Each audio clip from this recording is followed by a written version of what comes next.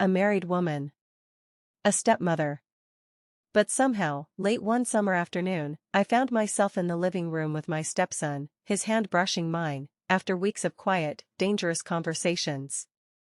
What started as innocent guidance became something neither of us were ready for. And when the truth finally came out, it tore through my life like fire. To my amazing subscribers, thank you for always showing love and turning on those notifications. And if you're new here, don't forget to subscribe so you never miss another powerful, emotional, and unforgettable story. Your support helps me bring more dramatic real-life tales like this one to light. Let's dive in. My name is Lena Matthews. I'm 38 years old. I've been married for almost 9 years. I live in a quiet Oregon suburb where every lawn is trimmed and every secret is buried deep behind clean white fences. I never thought I'd be one of those women, one with something to hide. But now, looking back, I see exactly when it all started. And it began with a voice behind a closed door. It was late afternoon. The house was still warm from the sun, and I was carrying a basket of towels down the hallway when I heard my stepson, Ryan, talking on the phone. I shouldn't have stopped. I shouldn't have listened. But I did. I'm 20 years old and I've never even kissed a girl, man. Not really. Not like it counts. I just freeze up. It's pathetic. His voice cracked a little, barely above a whisper. I stood there, frozen. I wasn't trying to pry. But the ache in his voice, it pulled something out of me. Something tender. Protective. I know what to say in my head, but when I'm in front of someone, I panic. I feel like I'm gonna mess it all up. I shouldn't have kept listening. But I couldn't help it. This wasn't the confident college kid I saw around the house, always polite, always respectful. This was a boy, my stepson, admitting out loud that he felt broken inside. That he didn't know how to be wanted. My husband, Mark, was downstairs asleep on the couch, a baseball game playing low on the TV. He hadn't truly connected with Ryan in years. Their conversations were short. Mechanical. Like passing notes between strangers. That was the thing, I'd known for a while that Ryan felt alone. I just hadn't realized how deep it went. I carried the laundry into the bedroom and shut the door, but his words clung to me like perfume. Delicate, lingering, hard to shake.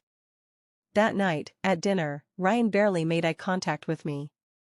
He always sat quietly across the table, eating slowly, listening more than he spoke. Mark was ranting about the upcoming election again, oblivious as usual. I watched Ryan nod along, but his mind was far away. I could tell. Something in his face was softer. Vulnerable. After dinner, Mark went to bed early. His back had been acting up, and the medication made him sleepy. I stayed behind to clean up, and as I was drying the dishes, I heard the sliding door to the backyard open. Ryan stepped outside into the cool dusk. No music, no phone. Just him and the silence. I followed, gently, carrying 2 mugs of tea. Mind if I sit? I asked, standing at the threshold. He shook his head, a little surprised. No. Of course not. We sat there for a moment, the wind rustling through the trees, the sound of distant sprinklers breaking the quiet. I overheard a little of your conversation earlier, I said softly. I didn't mean to. I was walking by. He immediately stiffened. Oh. I didn't hear all of it, I added quickly. Just enough to know you're being way too hard on yourself. He laughed nervously. Yeah, well. That's kind of what I do. I turned toward him. Ryan, can I tell you something honestly? He nodded. I think you're a lot more capable than you believe. You just haven't had the right experience yet. The right kind of encouragement. He looked at me then, really looked. I could see the flicker of disbelief in his eyes, like he didn't know whether to accept the compliment or push it away. I appreciate that, he said after a long pause. But I don't know. I've always been the guy girls overlook. That doesn't mean you always will be. We sipped our tea in silence. The sky was turning navy blue, the stars beginning to peek out. He turned toward me, his voice low. What if I just don't know how to be that kind of guy? The one women actually want. I felt something stir in me then. A strange pull.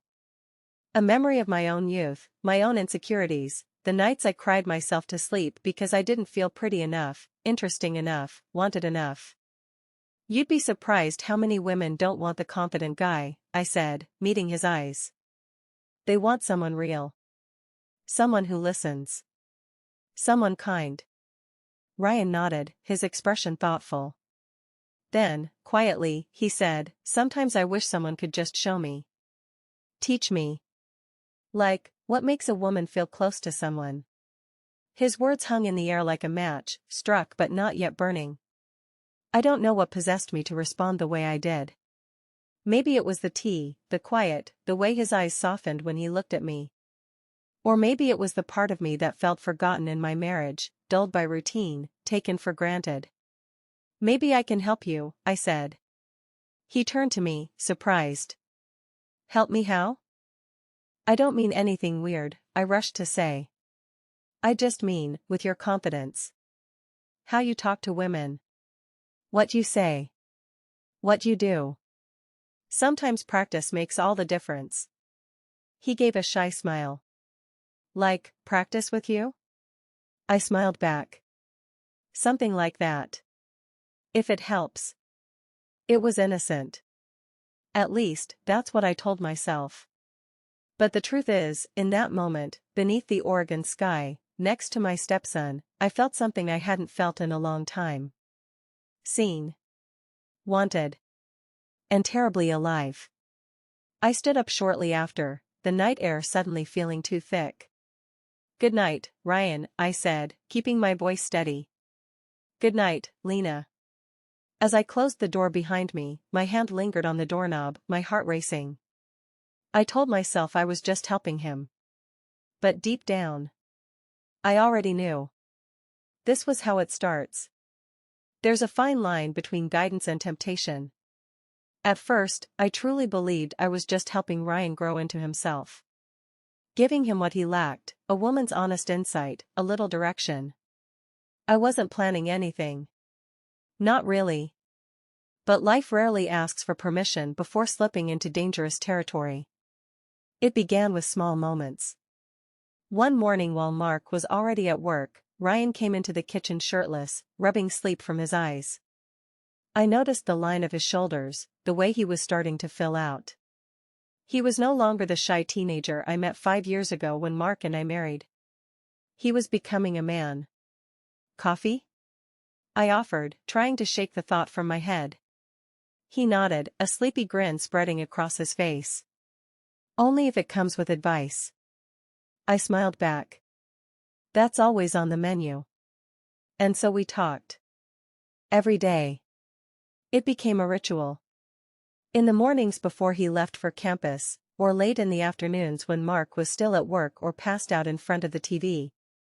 Ryan would ask me questions, honest, raw, sometimes awkward questions about what women liked. How to carry himself. What to say, and more importantly, what not to say. You're too tense, I said, chuckling. You're overthinking it. He leaned back on the couch, exhaling. I don't know how to relax around women I'm attracted to. My breath caught for just a moment. You're attracted to me? I asked, keeping my tone light. Playful. But inside, something fluttered. He didn't look away. Of course I am. You're beautiful. You're you. I looked down at my hands, unsure how to respond. I didn't mean to make it weird, he added quickly. I just thought being honest would help. I nodded. It's okay. I appreciate the honesty. There was a pause, long and loaded. Would you mind if I tried something? He asked, his voice barely above a whisper. What do you mean? He reached out and gently touched my hand. Just his fingers grazing mine. I just wanted to see how that felt, he said, holding his breath. My skin tingled. My pulse quickened. But I didn't pull away. It wasn't a kiss. It wasn't even inappropriate, technically. But it was a beginning. I stood up too quickly. I should start dinner. He sat back, silent, ashamed. I'm sorry, he said quietly. I crossed a line. I turned to him, heart pounding. No, you didn't. Not yet. Those words would haunt me later. That night, I couldn't sleep. I laid in bed beside Mark as he snored softly, unaware, uninterested, distant. I kept thinking about Ryan. His soft voice. His earnest eyes. The way he looked at me like I mattered. I hated myself for how much I liked it. The next day, Ryan avoided me. We barely spoke. I think he was trying to pull back, reset the boundaries. But by the end of the week, we were sitting together again, this time watching a movie while Mark was away on a business trip. Our shoulders brushed. I didn't move. Neither did he. There's a kind of tension that fills a room like smoke. You can feel it in your lungs. It makes it hard to speak, hard to think. But it also makes everything feel alive. When the movie ended, we sat in silence. Then he said, "Do you think it's possible to care too much about someone you shouldn't?" I looked over at him slowly. Yes. It's very possible. He swallowed hard. Then what do you do with those feelings? And that's when I lied. I said, you bury them. Because the truth was, I hadn't buried anything. Not yet. It was a Friday. One of those calm, overcast afternoons where the world outside feels muted, as if giving permission for quieter sins. Mark had taken a weekend trip with his brothers, something they did every spring, beer and fishing and loud card games by the lake. That left just Ryan and me in the house for 3 full days. 3 days too long. I'd promised myself nothing would happen. I'd even written it down in my journal that morning, "You're not that woman. This is just loneliness playing tricks on you." But loneliness has teeth. And when it bites, it doesn't let go easily. Ryan came downstairs that afternoon freshly showered, his dark t-shirt clinging slightly to his chest. He looked more like a young man than ever, confident in ways I hadn't seen before. Like he'd been carrying our last conversation in his mind, too. "Hey," he said softly, walking into the kitchen while I chopped peppers for dinner. "Smells good." Cross mark. "Chicken fajitas," I replied. Easy, but filling. "Need help?" I hesitated. "Sure. You can cut the onions." He came up beside me, and as he reached for the knife, his hand brushed against mine. A spark. A current that made my breath catch. We cooked mostly in silence, our shoulders bumping now and then, eyes meeting for a second too long. It wasn't just tension anymore, it was chemistry, and it was rising fast. Every smile held a question. Every movement a possibility. After dinner, I offered him a glass of wine. We sat in the living room with a low jazz playlist humming in the background. Something about it all felt like a setup, like the moment had been designed by a script neither of us wrote but both of us followed anyway.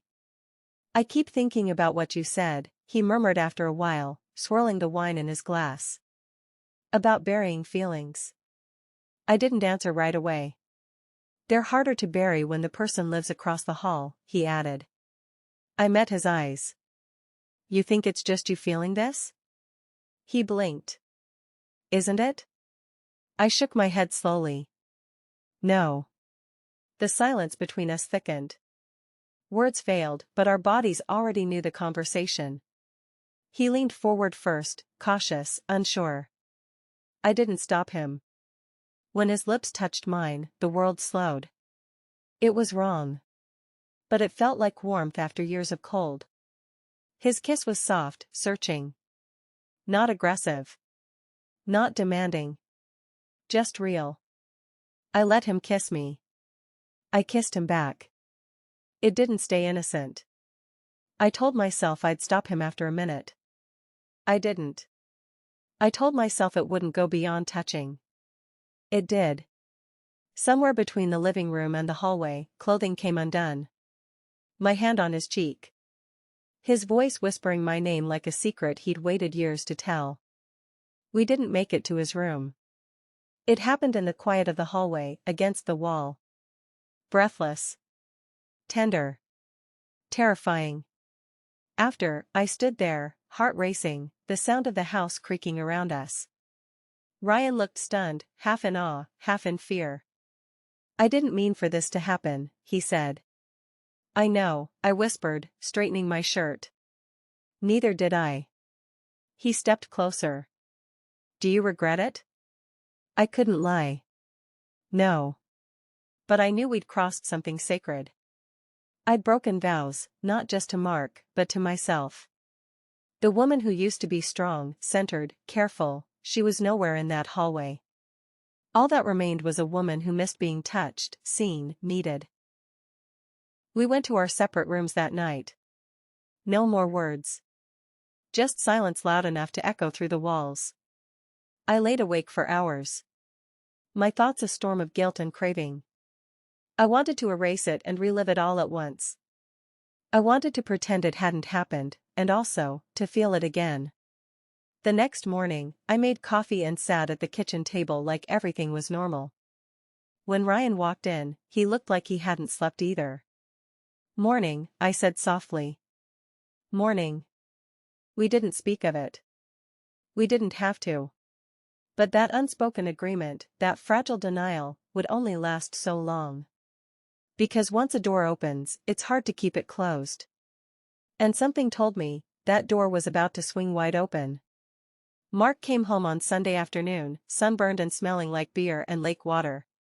He brought laughter into the house the way he always did after those trips, booming and easy, like nothing could touch the steady peace he carried. I watched him from the kitchen, my smile too tight, my hands too still. He walked up behind me, wrapped his arms around my waist, and kissed the back of my neck. Missed you, baby. I nodded. I missed you too. And in that moment, I hated myself. I hated the way I flinched inside when he touched me. I hated how quickly my mind had rewound to Friday night. I hated how I wished it were Ryan behind me instead. The days that followed moved strangely. The guilt clung to me like fog. Every sound in the hallway made me freeze. Every door opening made my heart stutter. And every glance from Ryan, brief, full of tension, was like a silent scream. We barely spoke that week. We kept our distance, like two people walking a narrow bridge in opposite directions, neither wanting to fall. But Mark, he noticed. It started with little things. Ryan's been quiet lately, he said over dinner. He's just focused, I replied to. A few nights later, I was folding laundry in the bedroom when he came in and leaned against the doorframe, arms crossed. You okay, Lena? My hand stilled. Yeah, why? You've been different. I looked up at him. He wasn't angry, just confused. That somehow made it worse. I'm just tired, I said. Hormones, maybe. He nodded slowly, but his eyes lingered on me longer than usual. He knew me. And I was slipping. Ryan, too, began acting strange. He avoided Mark. Ate meals late or in his room. The easy comfort between them, their shared jokes, the roughhouse affection, it disappeared like mist in morning sun. I heard them talking one evening in the garage. Mark had gone out to grab a screwdriver, and Ryan had followed to grab a soda from the fridge. The door was ajar, and their voices carried just enough. You all right, man? Mark asked. You've been acting like I ran over your dog. I'm fine, Ryan said quickly. You sure? A pause. Then, quieter, softer. I'm working through some stuff. Personal. Mark clapped him on the back. Well, I'm here. If you ever want to talk. I know. I closed the bedroom door quietly, heart hammering. The walls were closing in. That night, I sat on the edge of my bed, staring at my wedding ring. Gold. Simple. Mark had given it to me in a tiny Italian restaurant on a rainy night 10 years ago. I'd cried when he slipped it on my finger. Back then, I thought love was about never crossing lines. Now I knew better. The line doesn't come with warning signs. It's just one step you don't think about, followed by another. And suddenly, you're somewhere you never meant to be. A few nights later, it nearly all came crashing down. Mark was watching TV in the living room. I went to the kitchen for a glass of water. Ryan came down the hall at the same time, shirtless, barefoot, looking like temptation itself. We locked eyes. 1 second. 2. Ryan, I began, just as Mark's voice called out from the couch. Babe, can you grab me a water too? Ryan turned on his heel and disappeared down the stairs. My hand shook as I opened the fridge. Mark looked up when I brought the bottles in. You good? Yeah, I lied again. Just warm in there. Later that week, I found a note on my pillow. Folded neatly, no name, just a slanted scrawl. I can't stop thinking about it. About you. I know it was wrong, but it didn't feel wrong. It felt like breathing. Tell me you felt it too. R. I hid the note in my jewelry box, my breath caught in my throat. He wasn't letting this go. And neither was I. That night, I lay beside my husband, listening to him breathe, knowing a storm was building right beneath our feet. I could feel the ground cracking. And yet, a part of me didn't want to run from it. A part of me wanted it to break wide open. The morning it all unraveled was unusually bright. Sunlight poured through the kitchen windows like it had something to prove. I was pouring coffee when Mark walked in holding something in his hand, small, white, folded. My heart stopped. He didn't speak right away.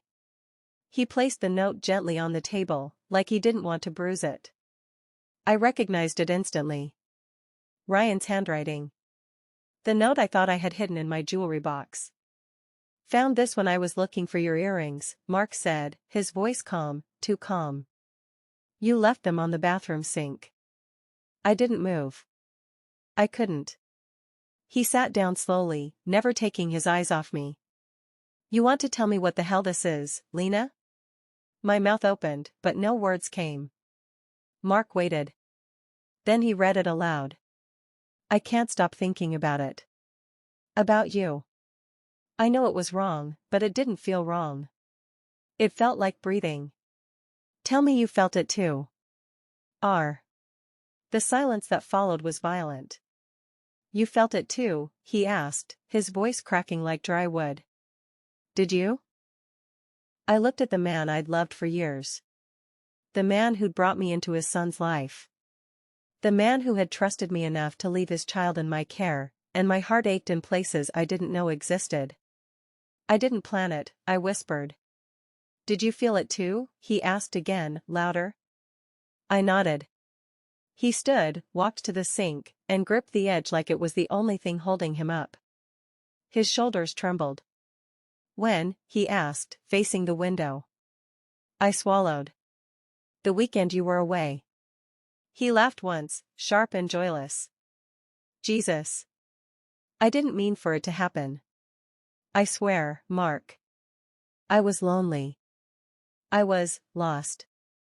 With my son? The way he said my son split something in me. I know I hurt you, I said. I hate myself for it. He turned. Do you love him? No, I said too quickly. Then, I don't know. He stared at me for a long, long time. Then, without another word, he walked out the front door.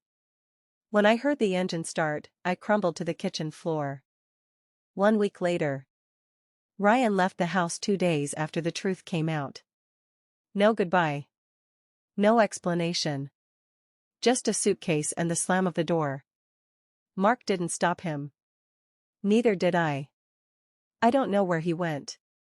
Mark moved into the guest room. We stopped talking. Stopped looking at each other. Meals were silent. Nights were hollow. It felt like grief. Not just over a marriage, but over the people we used to be. One night, I knocked on his door. He opened it, eyes tired, face older than it had been just weeks before. "I want to tell you everything," I said. "Not to excuse it. Just to be honest." He nodded. And for the next hour, I told him.